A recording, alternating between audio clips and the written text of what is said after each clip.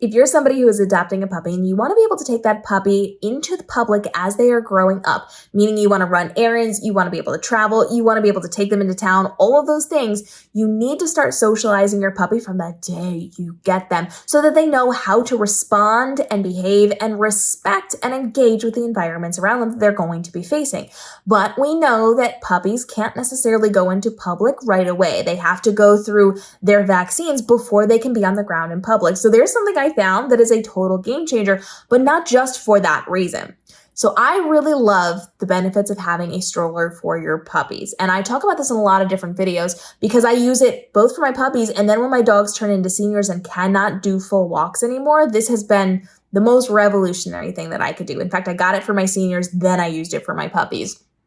And what I found was that by putting them in the stroller before they were big enough to go on full walks or before they were old enough to have all of their vaccinations to keep them healthy, I was able to take them out into public, and it benefited me because I had a controlled environment. It was a safe place for them to be. They were able to see all the things, smell all the things, hear all the things, but they were not able to touch. They weren't able to eat things off the ground that they weren't supposed to. And most importantly for me, people couldn't go poking at my dogs. How many people have walked up to you and to me with my dog or your dog on a leash and just tried to pet your dog? I've had people, men, try to chase my dogs down a beach to pet my dogs because they thought they were dog people. And I specifically said no. And my dog specifically ran away from them. And so putting my dogs in strollers in different situations has been really helpful because people can look, but they can't touch. And so I'm able to then take my dogs out into public so they can understand what the world is. So let me paint you a little picture here. Last summer when I adopted my pup, I put her inside of a stroller and I went to a farmer's market and that place was crowded. It was a little tiny walkway in a park, just big enough for kind of two people to go by each other, but not like a ton of room. And there were vendors on both sides and just massive amounts of people everywhere that just didn't necessarily want to get out of the way and step onto the grass to go see the vendors. They were all hanging out on the pathway. And I had all of my pups inside of the stroller. And let me tell you, everybody stopped to see these puppies. They stopped so much more for puppies than for any baby in existence. If you see a puppy in a stroller, everybody's going to stop and look. So you're getting a lot of interactions, a lot of engagement. You're getting a lot of people stopping to talk to you, and your dog gets to experience a lot of different things. And so they get to learn people aren't necessarily scary. They can ignore people. They can watch people. They don't have to engage with people, and people can't go poking at my dogs. And so my stroller was a really good solution for me. And it gave me all sorts of bonus points because I was the cool person with the puppy. And so having that stroller protects my dog. It keeps them off the ground. It keeps them safe. They can't eat things and allows them to socialize and to understand things without being harassed by other humans. Having that stroller has been really, really good because then I can navigate the world of a crowded farmer's market or city streets or wherever it happens to be.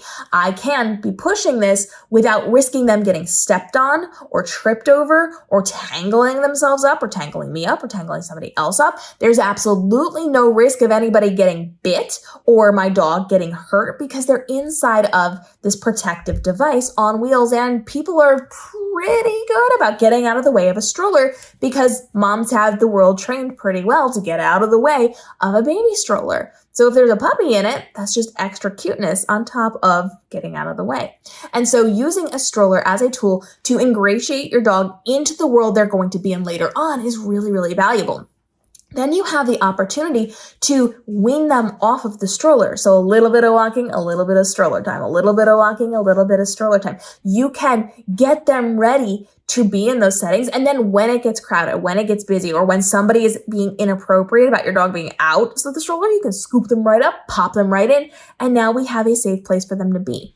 The beauty of this is also going to allow them to be in a safe space. So if they're tired, they can nap.